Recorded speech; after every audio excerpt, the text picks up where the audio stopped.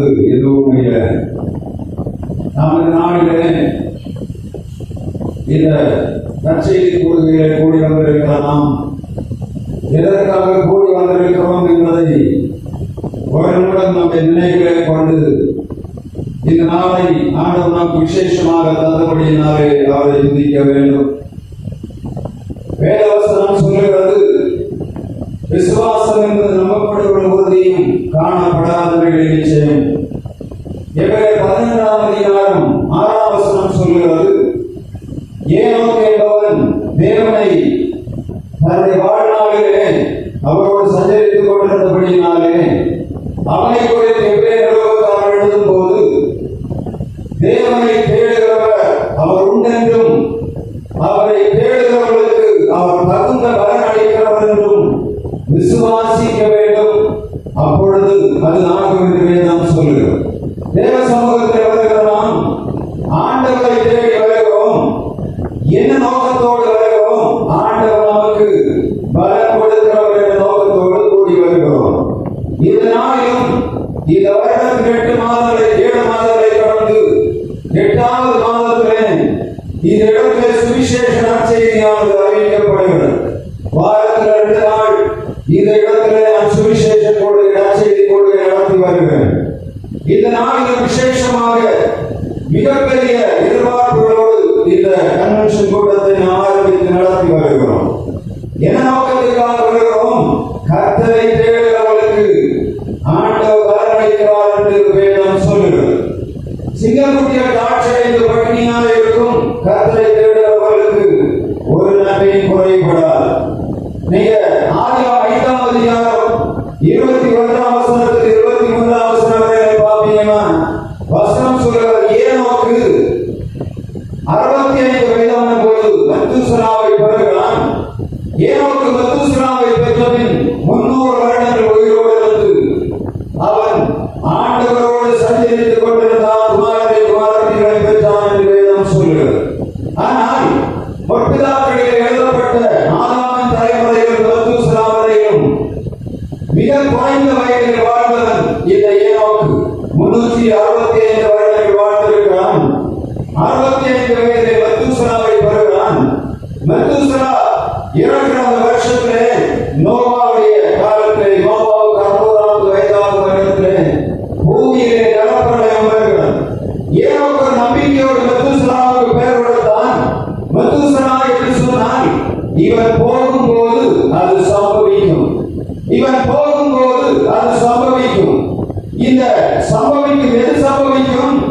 இந்த மத்தூசலா மரிக்கும் போது ஆண்டவர் நியாய தீர்ப்பு கொடுக்கும்படியாக இந்த உலகத்தில் ஒரு காரியத்தை செய்ய போகிறார். யூதா நிருபக்காரர் 14ஆம் வசனத்தில் அதை தெளிவாக எழுதுகிறார். இந்த எபிரேயர் 11ஆம் அதிகாரம் 6ஆம் வசனத்திலே மிக வெளிப்படையாக சொன்னாலும் யூதா நிருபக்காரர் 14ஆம் வசனத்திலே சொல்லுகிறார், எல்லாருக்கும் அவபக்தியாய் செய்து வந்த எல்லா விதமான அவபக்தியாய கிரியைகளுக்கும் நியாய தீர்ப்பு கொடுக்கும்படியாக ஆண்டவர் 1000 10,000 பரிசுத்தவான்களோடு வருகிறார் என்று முன்னறிவிக்கிறார். இன்னும் ஆண்டவர் 1000 10,000 பரிசுத்தவான்களோடு வரவில்லை.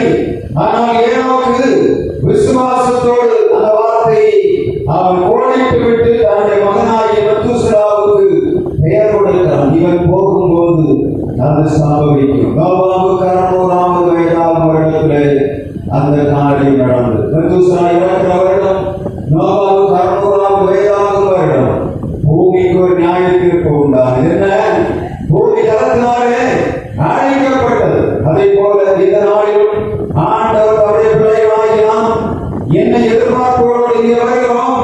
என்ன நோக்கத்துக்காக இந்த நற்செய்தி கூடுகை ஆயத்தமாக்கப்பட்டிருக்கிறது? ஜனத்திற்கு சுவிசேஷம் அறிவிக்கப்பட வேண்டும். யார் யாரெல்லாம் அநியாய அக்கிரமங்களுக்குள்ள கிடக்கிறார்களோ அவர் மனம் திரும்ப வேண்டும் என்று சொல்லக்கூடிய நல்ல வார்த்தை எச்சரிப்பை கொடுக்கும்படியாக இந்த நற்செய்தி கூடுகையானது ஆரம்பிக்கப்பட்டிருக்கிறது. இங்கே வசனம் மிக தெளிவாக சொல்லுகிறது, கர்த்தரை தேடுகிறவர்களுக்கு அவர் பலன் அளிக்கிறவர் என்று நாம் விசுவாசிக்க வேண்டும். அப்பொழுது ஆண்டவர் அவைகளை செய்கிறவராக இருக்கிறார். வந்திருக்க நாம் விரதாவாய்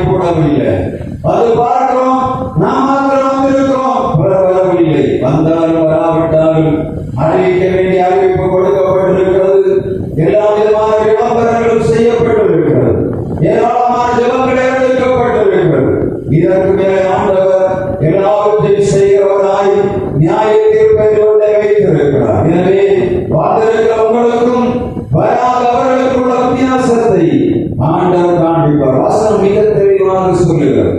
அவரை தேடுகிறவர்களுக்கு அவர் பலன் அளிக்கிறவர். அவரை எப்பொழுதெல்லாம் தேடுகிறோமோ அப்பொழுதெல்லாம் பலன் கொடுக்கிறவர். அதிகாரிகளை தேடுகிறவரை கண்டடைவார்கள் கர்த்தருடைய வார்த்தை சொல்லுகிறது. அதிகாரிகளை தேடி பாருங்க, அதில் பலனை ஆண்டவர் தருவார். சீக்கிரக்கூடிய தாட்சடை பட்டினியாக இருக்கும், கர்த்தரை தேடுகிறவர்களுக்கு பொருளமே குறைவராது. அதே போல அவரை தேடுகிறவர்களுக்கு பலன் அளிக்கிற ஆண்டவரை நாம் விசுவாசிக்க வேண்டும். எனவே நாம் ஆண்டவருடைய சமூகத்தில் வரும்போது எதிர்பார்ப்போடு வரும். ஆண்டவரே, இந்த நாள் சும்மா வரவில்லை, இன்னைக்கு நாம் நற்செய்தி கூடை வர வேண்டும் என்று சொன்னால் காலையிலிருந்தே ஆயத்தமாகணும். நான் காலையிலிருந்தே ஆயத்தமானால்தான் சாயங்கால நேரத்தில் அங்கே வந்து நாம் கலந்து கொள்ளும். அதே போல மத்தியான நேரங்களில் எப்பொழுது நாம் இருக்கும் இந்த கூடுகைக்கு போக வேண்டும். விசேஷமான நேரம் ஆண்டவர் 2026 வருஷம் உங்களை கூட்டி சேர்த்து உங்களை ஆசீர்வதிக்கும்படியாக கடந்து வந்திருக்கிறார். உங்கள் உள்ளங்களிலே என்ன இருக்கிறது, என்ன எதிர்பார்ப்பு இருக்கிறதோ ஆண்டவர் எதிர்பார்ப்பை நிறைவேற்றி உங்களை அனுப்புவார். அவர் பலன் கொடுக்கிற ஆண்டவர், உங்களுக்காக செய்கிற எல்லாவற்றுக்கும் பலன் கொடுக்கிறவர். நீங்கள் தேடும் போது பலன் கொடுக்கிறவர் என்ற விசுவாசத்தோடு இந்த இடத்துல நீங்கள் அமர்ந்திருக்க வேண்டும். தேவ செய்தி சுமந்து வந்திருக்கிற டாக்டர் பிரசத் சிங் அவர்கள் தங்களுடைய பணியிலே இன்றைக்கு வேலை முடித்து விட்டு உங்கள் மத்தியிலே ஊழியத்திற்கு வந்திருக்கிறார். நான் இந்த சாயங்காலத்தில் இரண்டு வீடுகளில் போய் ஏன் நற்செய்தி கூடுகைக்கு வரவில்லை என்று கேட்டேன். இரவு நேரம் இருக்க முடியாது என்று சொல்லுகிறார்கள். எப்படி சொல்வதென்றே தெரியவில்லை. எவ்வளவு தூரத்திலிருந்து செய்தியை கொண்டு எத்தனை மாதங்கள் பிரயாசம் எடுத்து ஆண்டவருடைய சமூகத்திலே வந்து செய்தியை கொடுக்கும்படியாக ஆண்டவர் கொண்டு வந்திருக்கிறார். சத்தம் கேட்கிற இடத்தில் இருக்கிறவங்களுக்கு இரவிலே உட்கார முடியாதாம், பகலிலே உட்காருவார்களாம். பகலிலே உட்காருவதில்லை, இரவில் உட்காருவதில்லை. பலன் யார் கொடுக்கிறது? ஆண்டவர் கொடுக்கிறவர். எனவே நம்முடைய ஒவ்வொரு சிறப்பும் ஆண்டவருக்காக செய்யக்கூடிய எல்லா காரியங்களும் ஆண்டவர் தந்தை கணக்கிலே எழுதி வைத்திருக்கிறார். நான் ரெக்கார்ட் பண்ணி உங்களுக்கு போடுகிறேன். ஆண்டவர் பெரிய ஸ்கிரீனை ரெடி பண்ணி வீடியோ எடுத்து வைத்துக் கொண்டிருக்கிறார். எந்த நாள்ல நியாய தீர்ப்பு நாள் எடுத்து அப்படியே போடுவார். உலகத்தில் உள்ள மனிதனுக்கு முன்பாக எல்லா காரியங்களையும் ஆண்டவர் எடுத்து போடுவார். கஷ்டப்படும் போது, வியாபாரப்படும் போது ஆண்டவரிடத்திலே போய் என்ன அந்த காரியம் நடந்தது கேட்கும் போது ஆண்டவர் காட்டி கொடுப்பார். இந்த இடத்துல உனக்காக நல்ல வார்த்தை, உன்னுடைய ஆத்மாவுக்கு தேவையான வார்த்தை கொடுக்கப்பட்டிருந்தது. அந்த நாள் நீ என்ன பண்ணா என்று கேட்பார். ஆண்டவரிடத்துல போய் ஆண்டவரே ஏன் என்று கேட்பதற்கு எந்த மனிதன் சாக்கு போக்கு சொல்லிவிடாம இல்லாதபடி ஆண்டவர் எல்லாவற்றையும் சரியாக செய்வார். எவ்வளவு பிரயாசங்களை எடுத்து இந்த நாட்களை ஆயத்தம் பண்ணி இருக்கிறோம். நிர்சாரமாக இருக்கிறது நாங்களுக்காக ஜெபிக்க வேண்டும். உங்கள் தேவைகளை ஜெபிப்பது மாத்திரமல்ல, காலையில் ஜெபிக்கணும். ஆண்டவரே, மருந்துகளை பகுதியே ஒரு எடுப்புதலை ஆண்டவர் கட்டளையிட வேண்டும். ஈவினிங் அதிகாரங்களுக்குள்ளே, மாவட்டத்துக்குள்ளே, வேதனைகளுக்குள்ளே, கண்ணீருக்குள்ளே மூடி கிடக்கிற நன்மைகளை மீட்டெடுக்கிற பணியை திருச்சபை செய்யும் போது திருச்சபை நம்பத்தினால் செய்ய வேண்டிய வேலை என்ன? இவர்களுக்காக ஜெபிக்க வேண்டிய கடமை நமக்கு உண்டு என்பதை நினைவில் நிறுத்தி நாளைக்காவது அருகில் ஜனங்களை கூட்டிக் கொண்டு வாருங்கள். உங்களுக்கு ஆண்டவர் பலன் தருவார்.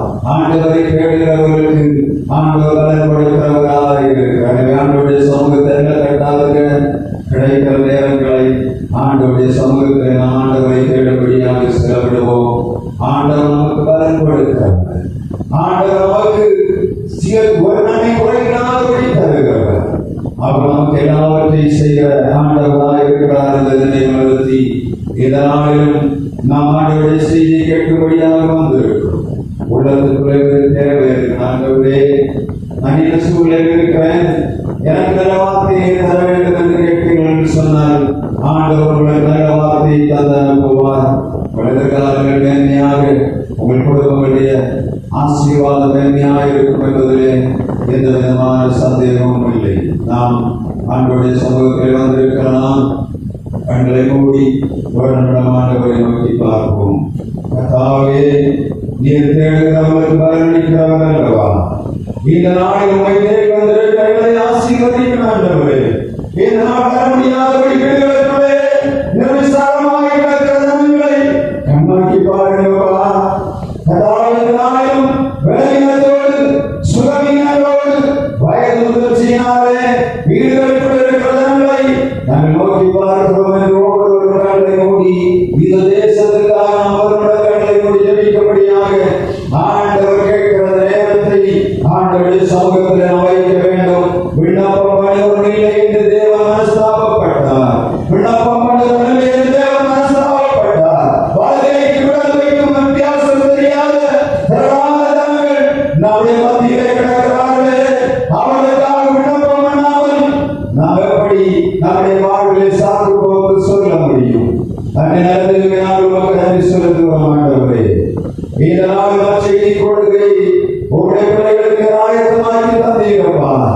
கர்த்தாவே, தேடுகிறவர்களுக்கு பலனளிக்கிறவர் அல்லவா? சிங்கக்குட்டிய தாட்சியில் பட்டினியாக இருக்கும் கர்த்தரை தேடுகிறவர்களுக்கு நன்மை குறைபடாது என்று சொன்னீர்கள் ஆண்டவர். இந்த நாளிலும் யார் யாரெல்லாம் உம்மை தேடினார்களோ கர்த்தருடைய பிள்ளைகளுக்கு இரக்கம் பாராட்டும்படியாக ஜெபிக்கிறோம் ஆண்டவரே. எத்தனை பிரச்சனைகள், எத்தனை போராட்டங்கள், எத்தனை வேதனைகள், கண்ணீர்கள் இருந்த போது உடைய சமூகத்திலே வர முடியாத தடையாய் கிடக்கிற எல்லா தடைகளும் இயேசு நாமத்திலே தேவன் வேதனைப்படுவதாக, உடைய மகிமை நிலத்தை ஆளுகை செய்வதாக, எல்லா இருளின் அதிகாரங்கள் இயேசு நாமத்திலே தேவனோடு அகன்று போவதாக, உடைய பிள்ளைகளுடைய சமூகத்திலே வர முடியாதபடி தடைப்படுகிற எல்லா சுத்தாவின் கிளைகள் இயேசு நாமத்திலே ஆளுகைப்படுவதாக. உடைய விடுதலை வெளிப்படும்படியாக ஜெபிக்கிறோம் ஆண்டவரே. தேவைகளை சந்திக்கிற உடைய கரங்களை தாழ்த்தி சமர்ப்பிக்கிறோம். தொடர்ந்து கட்டளைப்படியாக கரங்களை தாழ்த்துகிறோம். இயேசு கிறிஸ்து நாமத்தில் ஜெபிக்கிறோம். ஜீவனுள்ள நல்ல பிதாவே, ஆமென். நாம் எழுந்து ஒருவராக திருமலைக்காக வாசித்துவிட்டு ஆராதனைக்காக நம்முடைய சகோதரர்கள் நடத்துவார்கள். அதற்காக தேவ செய்தியை டாக்டர் ரசத் சிங் அவர்கள் உங்களுக்கு தருவார்கள்.